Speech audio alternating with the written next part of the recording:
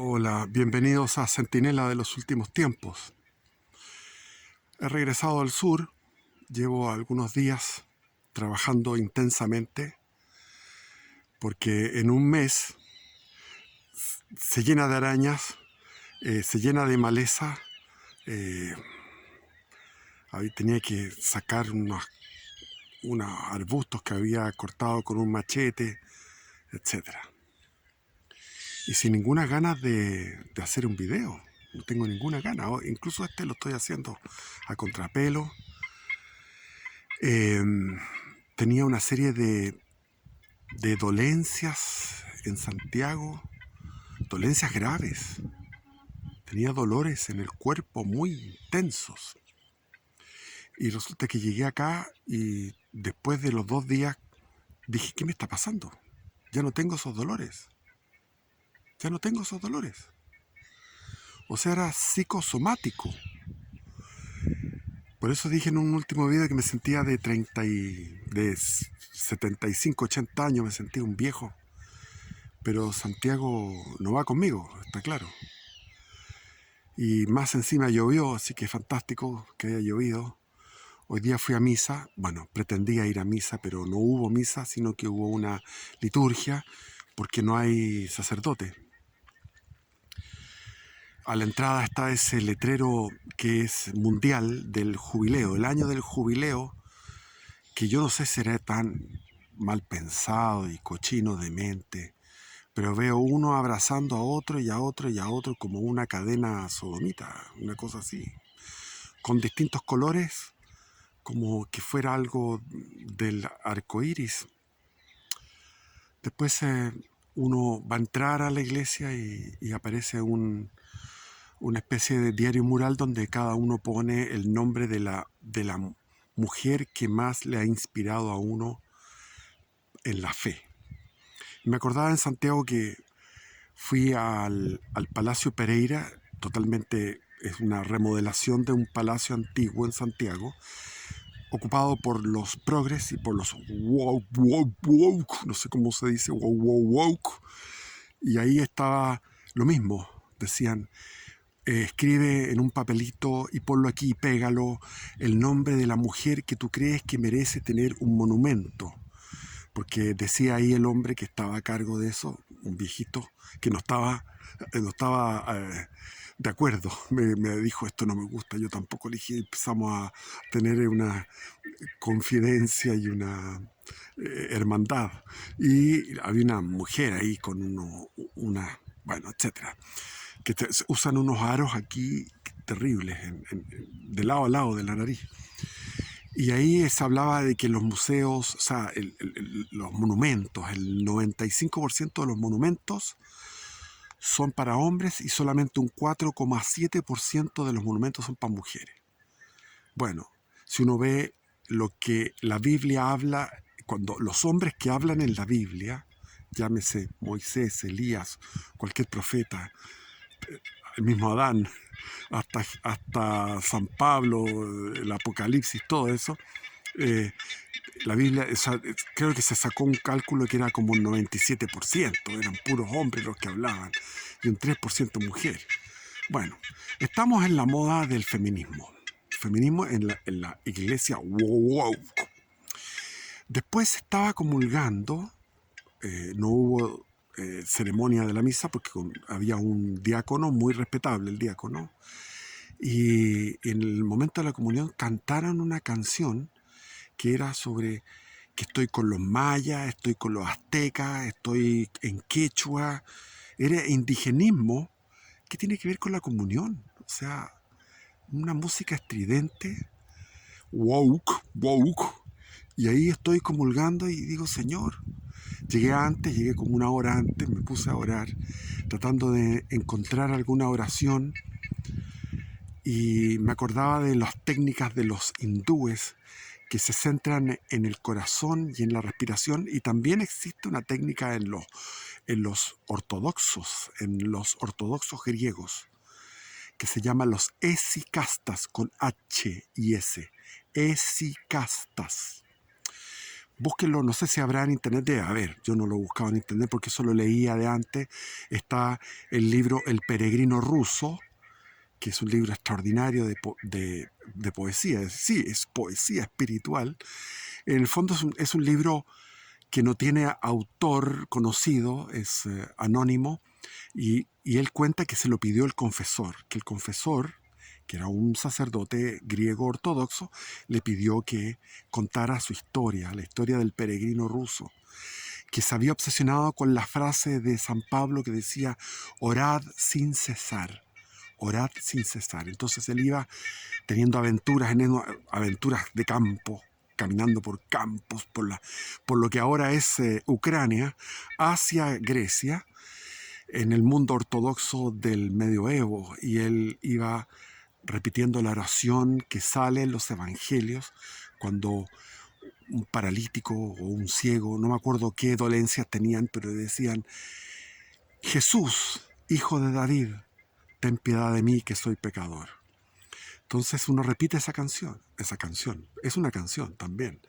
Jesús, hijo de David, pero Jesús es hijo de María, y María es descendiente de David, y de David es descendiente de Abraham, y Abraham es descendiente de Noé, y Noé es descendiente de Adán. Entonces ahí está toda esa genealogía. Es decir, Señor Jesús, hijo de María, es decir, de condición humana, verdadero hombre, hijo de Yahvé, o tú eres Yahvé, Yahweh, no sé cómo lo pronuncian, Yoshua. Y esa oración es muy larga. De repente me quedé con la oración imitando lo que yo aprendí con los hindúes, que era el Hong-so. Hong, cuando uno inspira, cuando llenan de aire los pulmones, es Hong, y después es So. Y ese Hong-so significa yo soy tú. En el fondo es una blasfemia. Yo no soy tú. Lo que enseña el cristianismo, que uno es infinitamente pequeño con respecto a lo que es Dios. Dios es infinitamente trascendente y también es infinitamente inmanente. Está aquí presente. Entonces, ese Hong-so lo puse con los esicastas, concentrándome en el corazón, en los latidos y concentrándome en la respiración. Entonces, Jesús. Y uno empieza a respirar despacio, suave, delicado, y de repente casi empieza a ser imperceptible. Tengo que ponerme para acá porque el viento está soplando. Imperceptible el latido del corazón y la respiración. Es una relajación completa del organismo, de todo el cuerpo, y viene una camioneta que joder. Y al mismo tiempo es entrar en un recogimiento.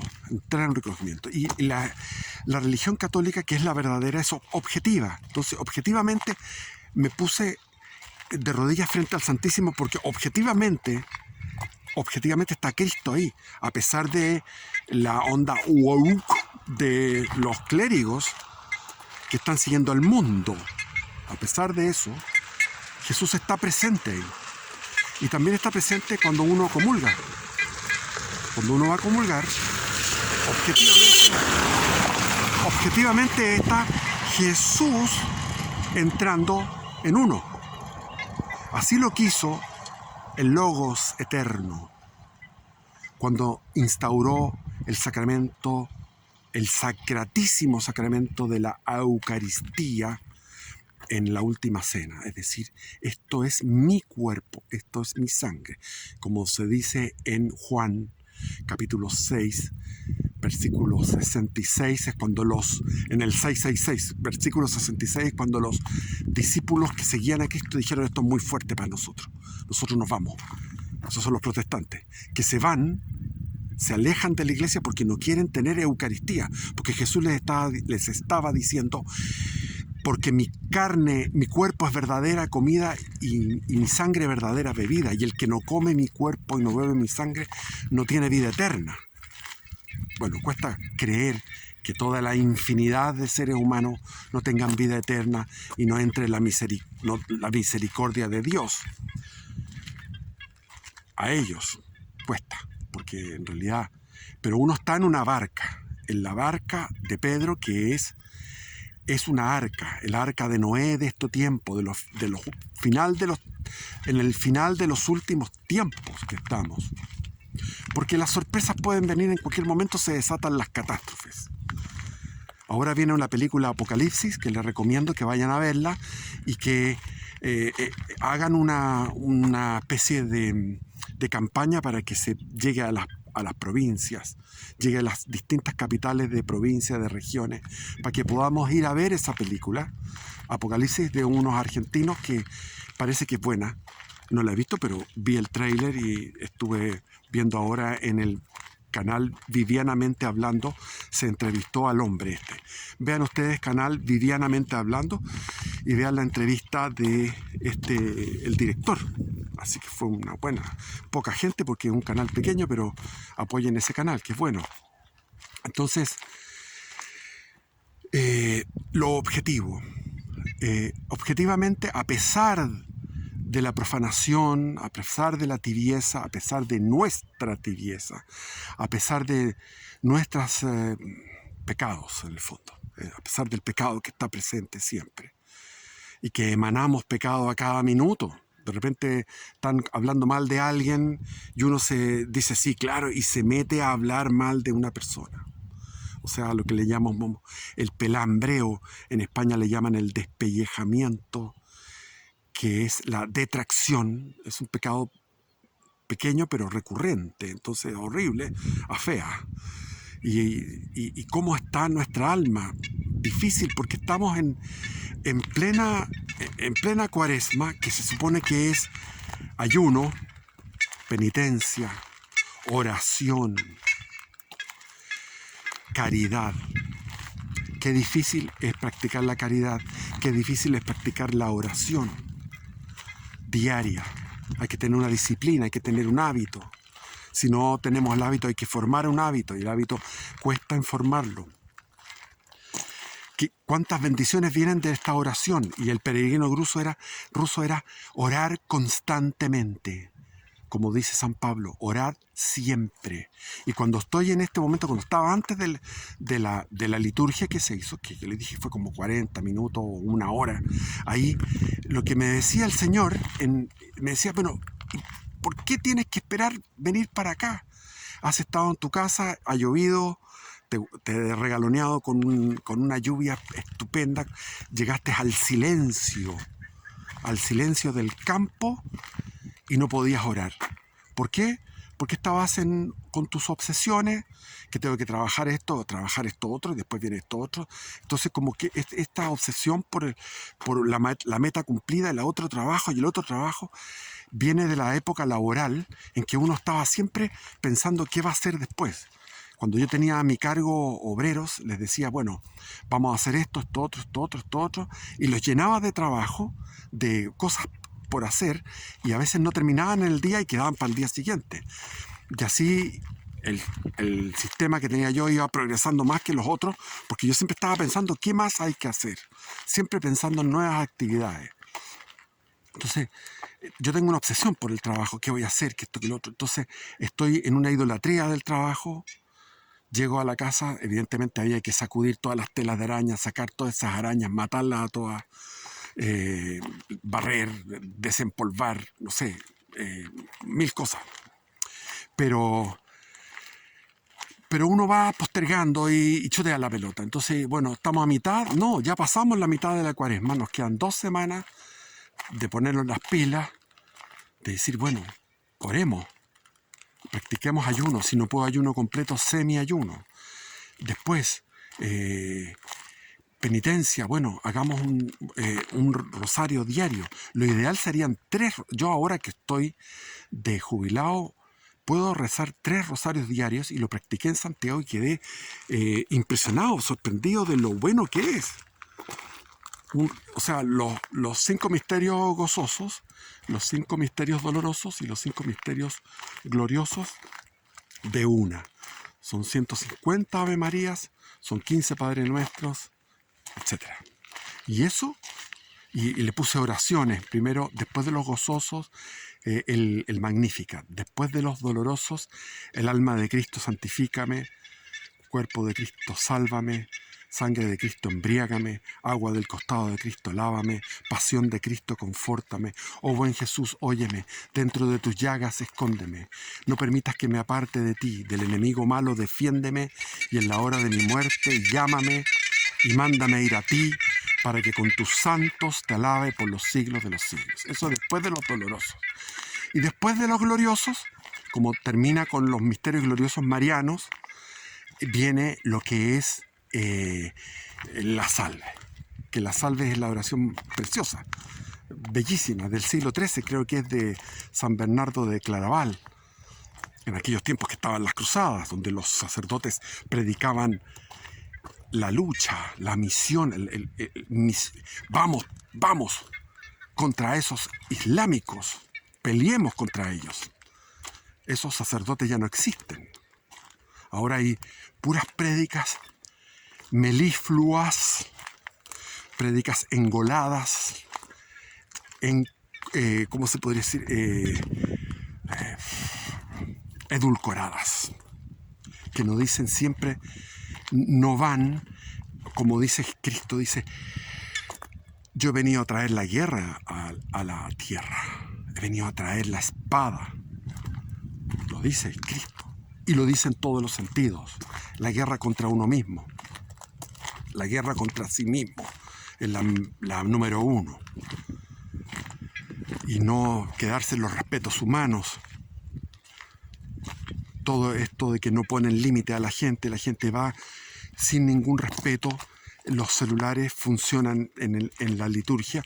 ¿Por qué? Porque no toman conciencia del respeto.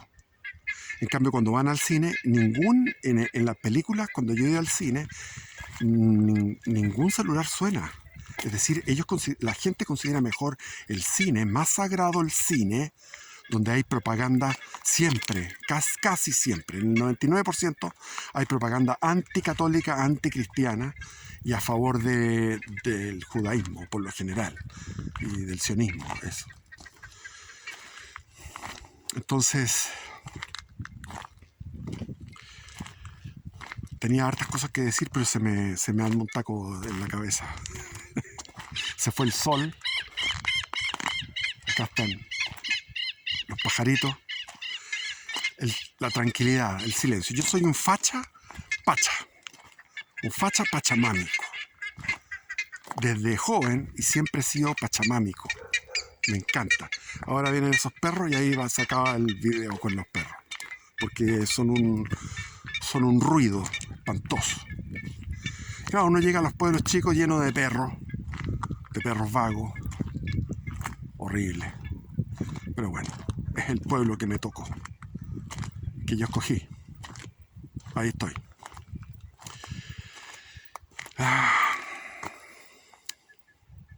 Y la Virgencita linda, preciosa. Yo soy tan mariano de corazón. La Virgencita se apareció en Fátima. Y se apareció antes de Fátima, el 19 de septiembre de 1846 en La Salette, para criticar, dio una serie de profecías. Vean ahí las profecías de La Salette, son tremendas.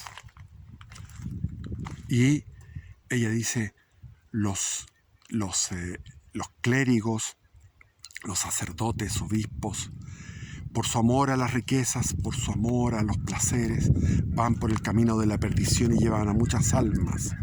Se han convertido en la cloaca, etcétera. No sé, una cosa terrible que la repitió exactamente el joven chileno ahí en Peña Blanca. Fue exactamente igual. ¿De dónde iba a saber ese joven el mismo mensaje de La Salette? Y en Fátima, que está reconocido por la iglesia, hay otras apariciones. Entonces la iglesia, como que los obispos no quieren saber nada. Tienes tu problema si llega a aparecer aquí, si llegara a haber una aparición mariana acá, habría un problema. Primero con el obispo, que no querría saber nada de la aparición mariana. Entonces hay muchas apariciones marianas que están tapadas porque la iglesia no quiere saber, porque la Virgen está llamando a la conversión. Y en esa época ya llamaba a la conversión en una iglesia preconciliar, antes del Concilio Vaticano II, incluso antes del Concilio Vaticano I, antes de papas tan excelsos y santos como San Pío X. Y sin embargo ella estaba diciendo que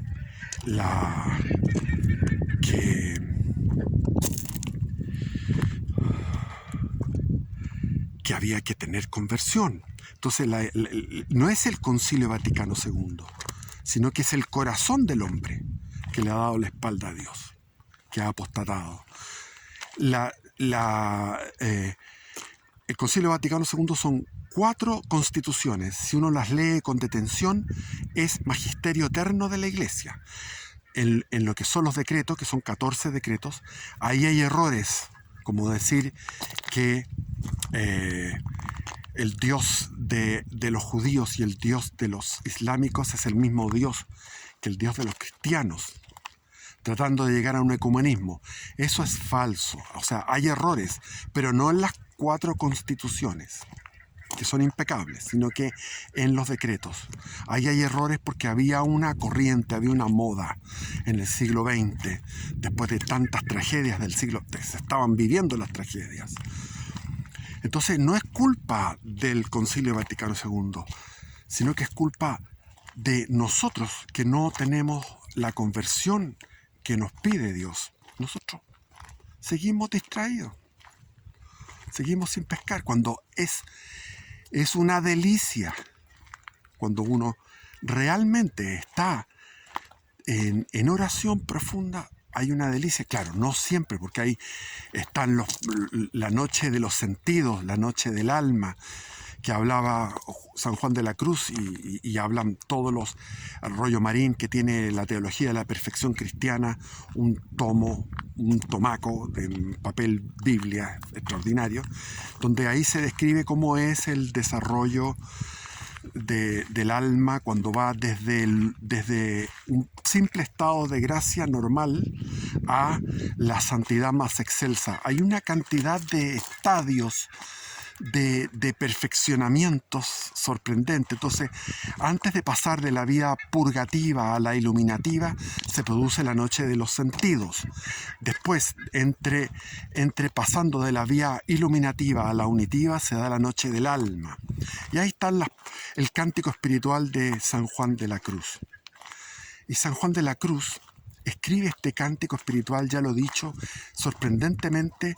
Él estaba practicaba la caridad, iba a los hospitales, después practicaba la oración en forma profunda, igual que Francisco de Asís y todos los miles de santos y santas. Tengo que hablar con lenguaje inclusivo porque es así, santos y santas de la Iglesia Católica.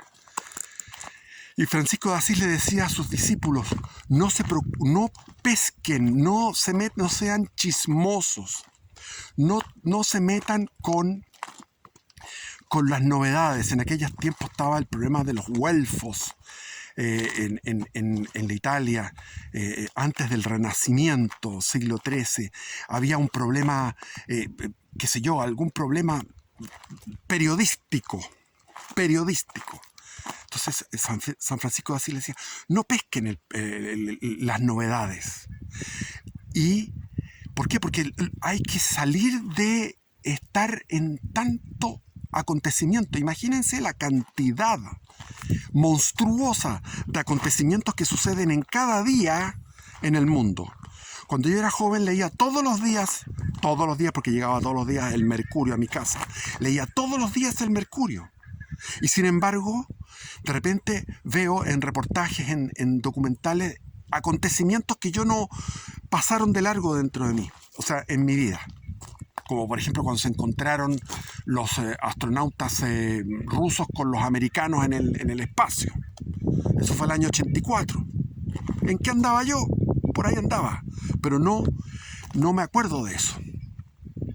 Pero ahora sé que existió eso, un encuentro donde tuvieron que ver las presiones de las dos cabinas en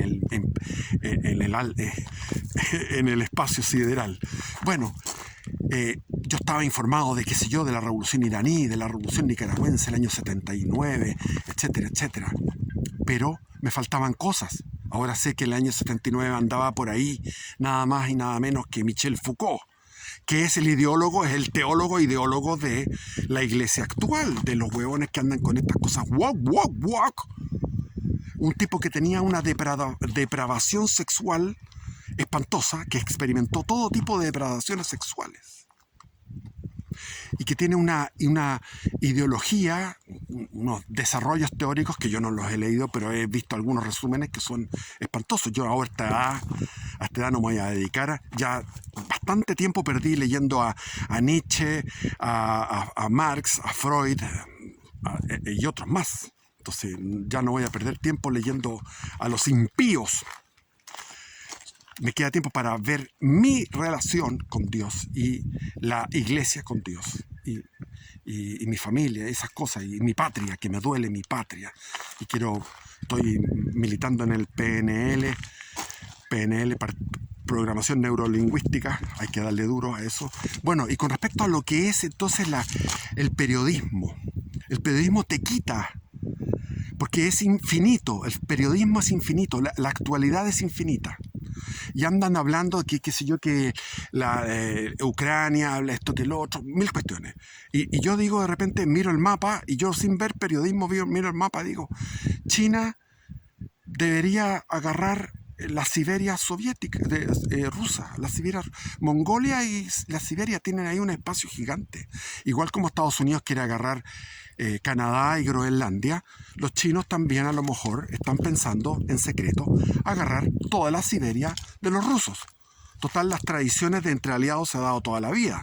Pueden ser aliados los rusos con los chinos ahora, pero después puede venir una guerra monstruosa, donde los chinos agarran de un solo bocado, se tragan toda la Siberia. Y en cualquier momento puede venir una catástrofe que Dios no quiere que haya una catástrofe nuclear, porque es algo horrible para nosotros. El castigo divino es más suave, es un castigo quizás de índole natural, pero él le repugna el castigo que nosotros nos infligiríamos a nosotros mismos con una guerra nuclear. Todos sabemos lo que sería de horroroso.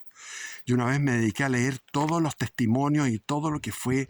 Hay un montón de testimonios japoneses en Hiroshima y Nagasaki. Todo lo que fueron años de sufrimiento con la radiación, cómo estaban todos esos cuerpos tirados ahí en ese río. Había un pequeño río ahí en Hiroshima, cómo estaban todos despellejados después de la bomba. Era una cosa demasiado infernal como para que vuelva a repetirse en ningún punto del planeta.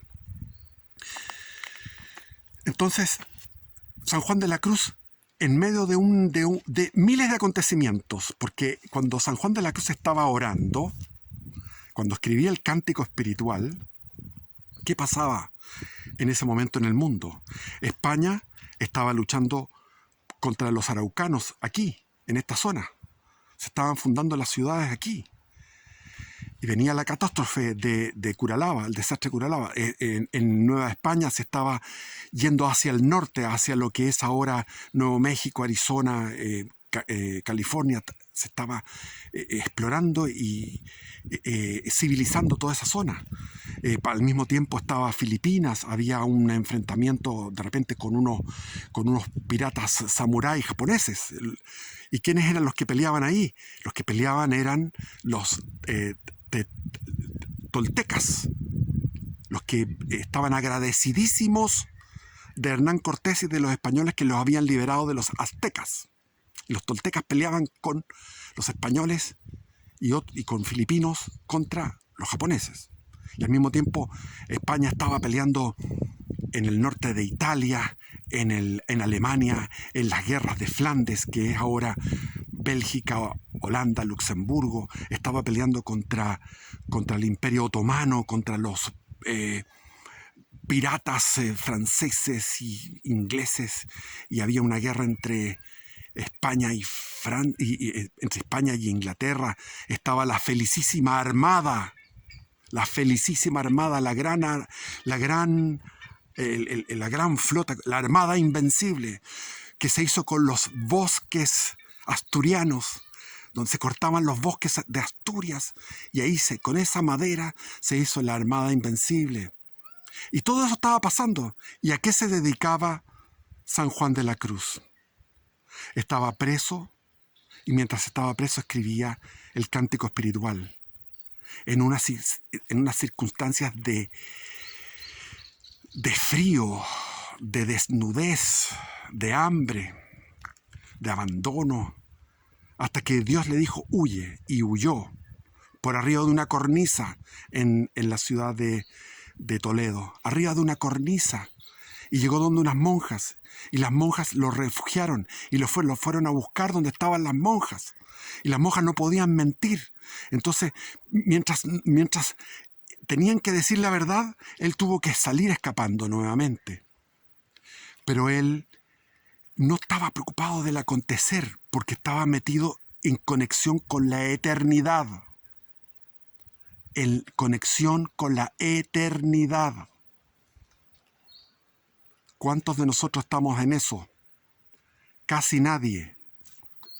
Casi nadie. Volcados hacia afuera, atrapados en lo fugaz, en la fugacidad permanente. Llegaron mis gatos. Aquí están. No se van a ver en la noche. Bueno, ya estamos en la oscuridad. Bendiciones y viva Cristo Rey. Por siempre sea alabado.